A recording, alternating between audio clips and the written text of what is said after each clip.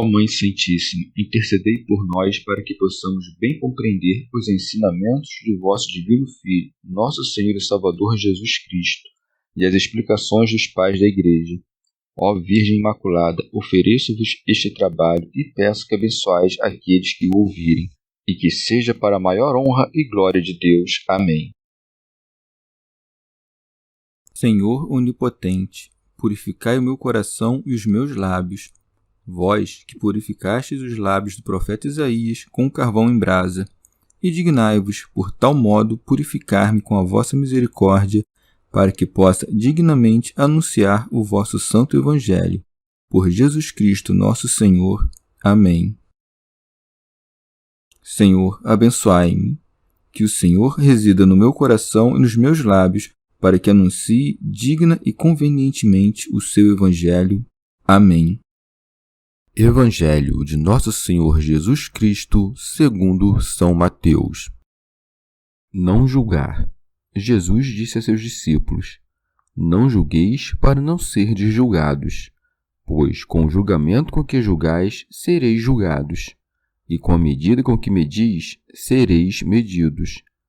Por que reparas no cisco que está no olho do teu irmão, quando não percebes a trave que está no teu?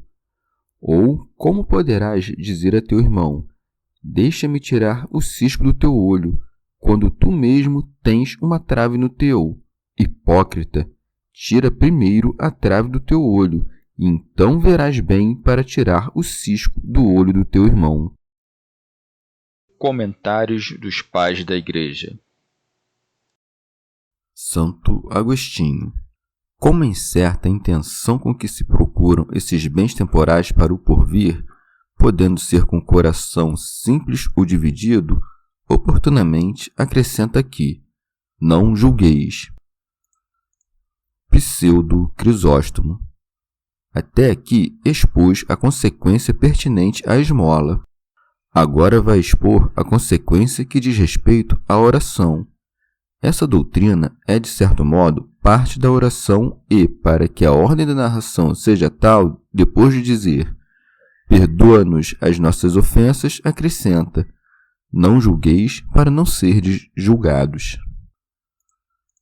São João Crisóstomo. Mas, se nos proíbe de julgar, como Paulo julga o fornicador de Corinto, e Pedro acusa Ananias e Safira de falsidade? Alguns expõem essa passagem no sentido de que Deus não proíbe os cristãos, por meio desse preceito, de corrigir os outros por benevolência, mas que cristãos desprezem cristãos por jactância de sua própria justiça, odiando e condenando a outros, muitas vezes partindo apenas de suspeitas, seguindo seu próprio ódio sob aparência de piedade. São João Crisóstomo. Por isso não disse: não façais parar o que está pecando, mas não julgueis, isto é, não te faças um juiz amargo. Corrige certamente, mas não como um inimigo que deseja a vingança, e sim como um médico que aplica o medicamento. Pseudo Crisóstomo. Mas para que alguns cristãos não corrijam os outros desse modo amargo, convém as palavras que dizem: não julgueis. Mas, se deixam de corrigi-los assim, acaso obterão perdão de seus pecados porque foi dito: não sereis julgados? Quem consegue o perdão de um primeiro mal porque não acrescentou um outro depois? Dissemos isto, pois, querendo manifestar que aqui não se trata de não julgar o próximo que peca contra Deus, mas do que peca contra nós. O que não julga o próximo pelo pecado cometido contra si não é julgado por Deus em relação ao seu pecado, mas tem sua dívida perdoada, assim como ele perdoou. São João Crisóstomo. Ou de outro modo, não manda simplesmente que não se julguem todos os pecados, mas fez esta proibição àqueles que estão cheios de males e julgam os demais por coisas mínimas. Assim como Paulo não proíbe julgar simplesmente os que pecam, mas repreende os discípulos que se permitem julgar seus mestres, ensinando-lhes que não devemos julgar os que são mais que nós. Santo Hilário de Poitiers. Ou de outro modo, ele proíbe que se julgue a Deus em relação às suas promessas, porque assim como entre os homens proferem-se juízos a partir de coisas incertas, também este juízo contra Deus é tomado a partir da incerteza. Isto é inteiramente repelido para longe de nós para que, de preferência, mantenhamos uma fé constante, porque aqui não ocorre o mesmo que nas demais coisas, isto é, nas demais coisas o pecado se comete quando se julga indevidamente. Aqui, ao contrário, a simples emissão de um juízo já é o início do crime. Santo Agostinho. Ou de outro modo, julgo que aqui não se diz outra coisa senão que devemos interpretar no melhor sentido aquelas coisas que não sabemos com qual intenção foram feitas. Deus nos permite julgar aquelas coisas que não podem fazer-se com boa intenção, como as blasfêmias, os estupros e outras coisas parecidas. Mas, sobre os feitos duvidosos que podem realizar-se com boa ou má intenção, temerário é fazer juízo, sobretudo para condenar.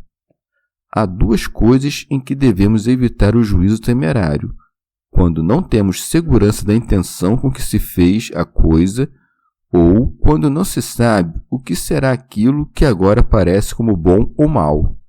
Não repreendamos aquelas coisas que não sabemos com qual intenção foram feitas, nem repreendamos de tal modo ao que faz publicamente as coisas más, de modo que desesperemos de sua saúde espiritual.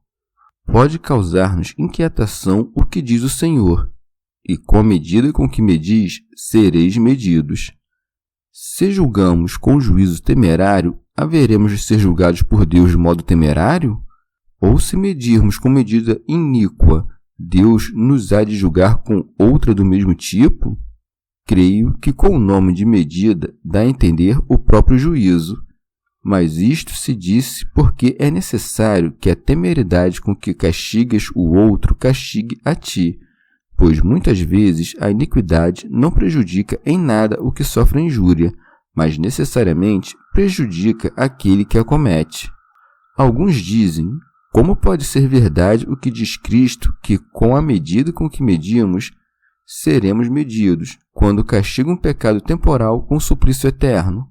Os que o dizem não consideram que se diz a mesma medida não por causa de um mesmo período de tempo, mas por causa da sucessão do mal, isto é, que o que fez o mal sofre o mal, ainda que aqui se possa entender mais propriamente aquilo que o Senhor falava naquele momento, isto é, sobre os juízos e as condenações. Portanto, o que julga e condena injustamente, se é julgado e condenado justamente, é medido com a mesma medida, ainda que isto não seja o que ele mesmo fez, pois agiu em juízo de modo iníquo e sofreu em juízo o que é justo. Porque o Senhor nos havia admoestado sobre juízos iníquos e temerários, sobretudo aqueles que julgam de modo temerário, que facilmente repreendem os demais sobre atos incertos, que amam antes acusar e condenar que emendar e corrigir. Vício que provém, seja da soberba, seja da inveja. Acrescenta, pois, com razão: por que reparas no cisco que está no olho do teu irmão, quando não percebes a trave que está no teu? São Jerônimo fala sobre os que, enquanto permanecem culpados de crimes mortais, não desculpam a menor falta em seus próximos, de modo que, se por acaso aquele pecou por ira, tu o repreendes com ódio. Como uma varinha de uma trave, assim a ira difere do ódio. Este, com efeito, é a ira inveterada. Pode acontecer que, se ficares irado com um homem, queiras corrigi-lo. O mesmo não ocorre se o odiares. São João Crisóstomo. Há muitos que, se vissem um monge com um vestido de luxo ou comendo com abundância, tornar-se-iam amargos acusadores, enquanto todos os dias praticam furtos e vivem abarrotados de comida e bebida. Pseudo Crisóstomo. Ou de outro modo, Isto que aqui se diz convém aos doutores. Todo pecado se julga grave ou leve pela importância da pessoa que o comete. Se for um leigo, seu pecado é leve e como uma varinha ao lado do pecado de um sacerdote comparado a uma trave. Santo Hilário de Poitiers. De outra maneira, chama-se pecado contra o Espírito Santo negar o poder da força de Deus e não admitir substância eterna em Cristo, por quem, assim como Deus veio ao homem, o homem novamente voltará a Deus. Por isso, quanta diferença há entre a varinha e a trave! Os pecados cometidos contra o Espírito Santo excedem os demais pecados. O mesmo sucede quando os infiéis censuram os outros pelos delitos do corpo, enquanto não veem em si o peso de seus pecados, que constantemente estão cometendo, duvidando das promessas do Senhor e caindo a trave em seus olhos, como se caísse sobre a capacidade de penetração do Espírito. Prossegue. Ou como poderás dizer ao teu irmão, deixa-me tirar o cisco do teu olho, quando tu mesmo tens uma trave no teu?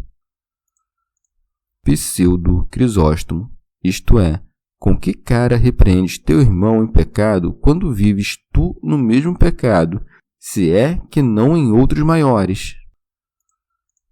Santo Agostinho. Quando a necessidade nos obriga a repreender alguém, primeiro pensemos se nunca tivemos o mesmo vício que vamos repreender. E então pensemos que somos homens e poderíamos tê-lo tido, ou que já o tivemos e já não o temos. E então que a fragilidade comum nos toque a memória para que a misericórdia e não o ódio preceda aquela correção. Se, no entanto, encontrarmos-nos no mesmo vício, não repreendamos, mas gemamos e convidemos o outro a um esforço conjunto conosco. Raramente, contudo, e só em grande necessidade, devemos aplicar censuras, nas quais devemos insistir que não nós, mas o Senhor deve ser servido. Pseudo Crisóstomo. Ou de outro modo, como dizes ao teu irmão, isto é, com qual propósito julgas? A partir da caridade, para salvar o teu próximo? Não, porque antes salvar-te-ia a ti mesmo. Queres, então, não salvar os outros, mas, pela boa doutrina, ocultar os maus atos e buscar o louvor de tua ciência entre os homens, e não a edificação da recompensa de Deus. És, pois, um hipócrita, de onde segue. Hipócrita, tira primeiro a trave do teu olho.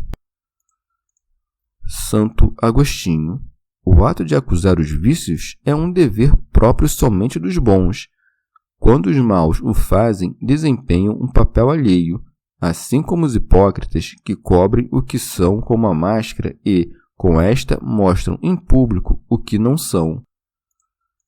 São João Crisóstomo. E deve advertir-se que, quando o Senhor quer mostrar algum grande pecado, começa pela injúria, como quando diz, servo mau, perdoei toda a tua dívida. Pelo mesmo motivo, diz aqui, hipócrita, tira primeiro. E com efeito, as coisas que são próprias de si mesmo conhecem-se melhor que as que são próprias dos demais, e se veem melhor as maiores que as menores, e cada um ama a si mesmo mais que o seu próximo. Por isso, manda o Senhor que aquele que é culpado de muitos pecados não seja juiz amargo dos pecados do outro, especialmente se são pequenos. O que o Senhor nos proíbe não é a repreensão e correção das faltas alheias, mas o menosprezo dos próprios pecados e a insistência nos alheios. Primeiro convém que inspecionemos diligentemente nossos defeitos e, então, examinemos aqueles dos demais. Por isso segue, e então verás bem para tirar o cisco do olho do teu irmão. Santo Agostinho. Tirando de nosso olho a trave da inveja, ou da malícia, ou da simulação, veremos para retirar a vareta do olho do irmão. Chegamos ao fim de mais um dia de comentários da Catena Áurea. Muito obrigado por ficarem até aqui, que Nossa Senhora derrame suas graças sobre nós e até amanhã. Kyrie